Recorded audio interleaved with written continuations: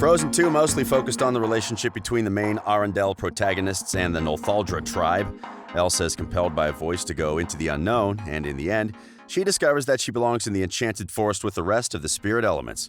Of course, Arendelle was left in the capable hands of Queen Anna.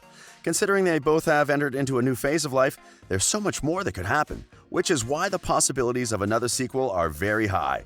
Welcome to Riveted, where we will give you all the juicy details. At the end of Frozen 2, there's a brief exchange between the core characters that seems to signal that the franchise ends at the two movies. Olaf asks if more perilous adventures will continue between the group, and Elsa says, "No, we're done." But we are not letting it go just yet. What does the team think? Jennifer Lee told Yahoo Movies that for her, finishing Frozen 2 felt final, and she previously noted that she was tired. During an interview with Digital Spy, she said, "For us, this feels like what we set out to accomplish. It feels like the end, but the first one felt like the end when we did it. We don't know." Chris Buck believes that Frozen and Frozen 2 work as one large movie, but teased Frozen 3 by saying, "Nothing ever closes the door." Buck and Lee hadn't planned on Frozen 2 happening when they first made Frozen, and it was the first time Disney greenlit a theatrical sequel for one of its animated musical films. If coming up with Frozen 2 is possible, all hope is definitely not lost for Frozen 3. The first Frozen movie seemed to have the perfect ending that did not necessarily call for a sequel, but the writers still found a way to deliver a compelling follow-up story, and they can do the same again. Adina Menzel said it felt good to complete Frozen 2, but that she hadn't dealt with the finality of it yet. That doesn't sound like a no to Frozen 3. While speaking to Kelly on The Kelly Clarkson Show, Kristen Bell said that they had not been told anything about another sequel, but she was ready for Frozen 3, 4, and 5. Kristoff star Jonathan Groff said that he felt genuinely sad on his final day working on the movie, but relieved for the whole team to have achieved it. He's clearly also ready for another installment, and so is Josh Gad. The plot. The plot of Frozen 3 will most likely follow Elsa on an adventure once again, with her sister, Anna, by her side. They are likely to be accompanied by Kristoff, Sven, and Olaf, who are all characters we've come to appreciate greatly. The first movie is about Elsa coming to terms with her powers, while the second is about an exploration of the origins of her powers. If the film continues in the same direction, the most reasonable direction for the third movie could very well set up Elsa using her powers for the betterment of her kingdom. Makes sense, right? The main villain in Frozen 3. Frozen 2 was not our usual Disney movie because it doesn't have an actual villain and is instead about a journey to find out the source of Elsa's powers. However, the villain Hans from the first movie was mentioned a couple of times in the sequel. He is brought up during a game of charades and mentioned in a conversation between Anna and Kristoff. During the summary of the plot of Frozen, Olaf plays the role of Hans, and then we see Hans himself in an icy form when Elsa is exploring Atohalan. Frozen 3 could possibly bring back Hans, who is devious enough to cause some real trouble for Anna and Arendelle. The only difference would be that Anna would have Kristoff by her side to help her fight Hans. Elsas Sexuality.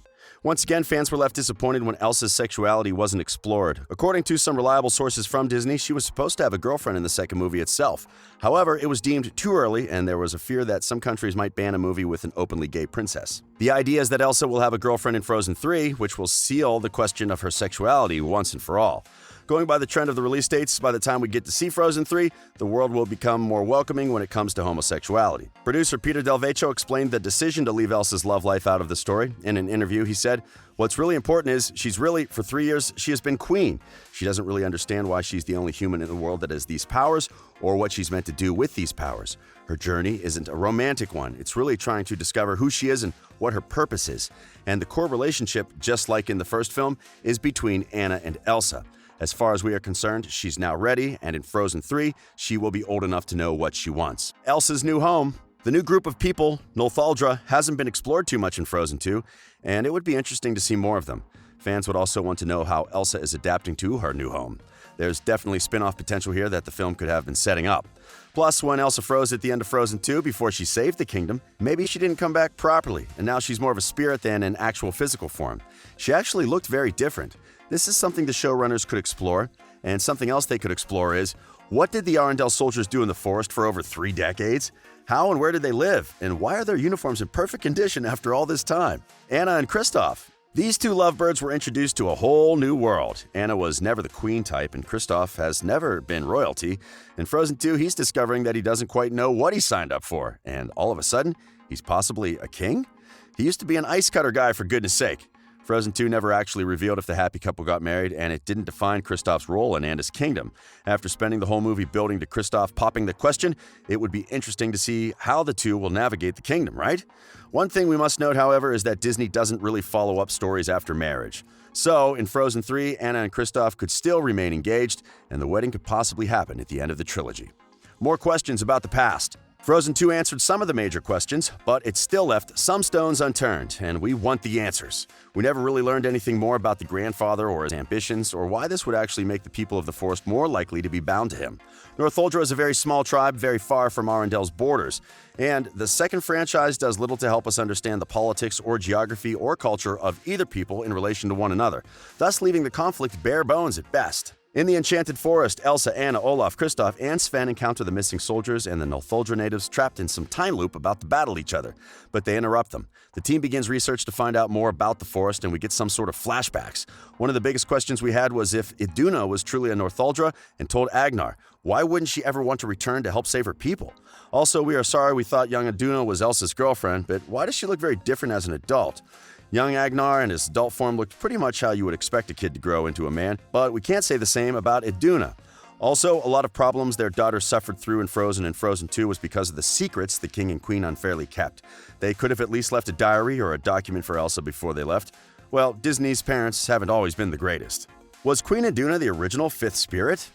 It's said that the spirits like to interact with the Northuldra, and when the people of Arendelle met them, we saw the wind spirit and the water spirit playing with the people. Just like the other spirits, the fifth spirit, Adina, had come to interact with the people of the forest and meet the people of Arendelle. She saves King Agnar from the battle as she leads him into the forest before the fighting starts. Years later, they get married, give birth to Elsa, and the spirit is passed down to Elsa. The memories passed down through the powers called to her, telling her to fulfill the purpose of her birth and to find the truth. We need this confirmed. Santa Claus. Okay, this is a bit of a stretch, but it's also a possible angle to another sequel. According to a popular fan theory, Anna's boyfriend Kristoff could actually be Saint Nicholas, thanks to their many similarities. They both love reindeers and affiliation with small mythical creatures. When asked about the similarities, Jonathan said that it was actually a good idea for Frozen 3. Frozen could be based on the origin of Santa, and the story of Santa could be told through Kristoff. We must agree that he wasn't given enough screen time in the previous installments, and it would be great to focus on him for a change. We still have no idea where Kristoff is from, how he was orphaned, or how he might be connected to the Northuldra people where they meet in the Enchanted Forest. Release date. Frozen 2 was officially announced in March of 2015, approximately 16 months after Frozen premiered, and it was released in 2019. So, it's unlikely that Disney will rush to greenlight Frozen 3, especially since Frozen 2 does appear to mark the end of the story. Assuming they take another year to announce the third installment and the same number of years to release it, Frozen 3 will probably be on our screens in 2025. Frozen is good for business. When Frozen was first released, Disney earned a lot of money from the movie, and they wondered whether Frozen 2 would also bring in a lot of cash. Well, the sequel earned Disney an estimated $127 million during opening weekend, according to Business Insider. This breaks a few records for the company, as Frozen 2 reportedly had the biggest opening weekend gross for an animated movie in the month of November. Frozen 2 was highly anticipated because of the audience demand, and it didn't disappoint. Elsa's happily ever after was shockingly different. She left Arendelle for her mother's ancestral community, where she could be even more in touch with her powers. Anna, her younger sister, gets married, but to a commoner woodsman, not a prince. And they both wore pants. Considering the success and the fact that the same audience is asking for another sequel, Disney would definitely be tempted to release another Frozen movie. The popularity of the franchise is undeniable. There are just too many fans, both young and old, to deny them another film in this series. Disney Plus. Disney is going to need to add original content to Disney Plus, especially once the initial hype wears off. It is possible that Frozen 3 could form a TV series instead of a movie, allowing them to explore lots of little plots instead of one big plot. We could have shorter feature-length films like Frozen Fever and Olaf's Frozen Adventure, which focus on a specific aspect instead of the whole complexity of a movie. As a bonus, let's just mention how Frozen 2 destroyed the dream of a possible Tarzan reunion. Previously, fans were convinced that Elsa's parents sailed into the African jungle, where they suffered a shipwreck, learned to survive in the wild, and gave birth to another Disney character, Tarzan. In the sequel, we learn that King and Queen journeyed to the Dark Sea to attempt to find the answers to Elsa's powers and how she could control them. Another theory that was put to rest is the one concerning Ariel. It was theorized that the shipwreck that Ariel explores in The Little Mermaid is the remains of the ship that Arendelle's King and Queen were sailing in before their vessel was attacked by none other than Captain Hook. Well, we can still hold on to this one because The Little Mermaid was referenced in Frozen 2. And that brings us to the end of this video. Would you love to see more of Elsa and Anna, or have you had about enough? Let us know in the comments section below. Riveted will keep you posted in case Disney announces an actual Frozen 3. Remember, we publish amazing videos daily.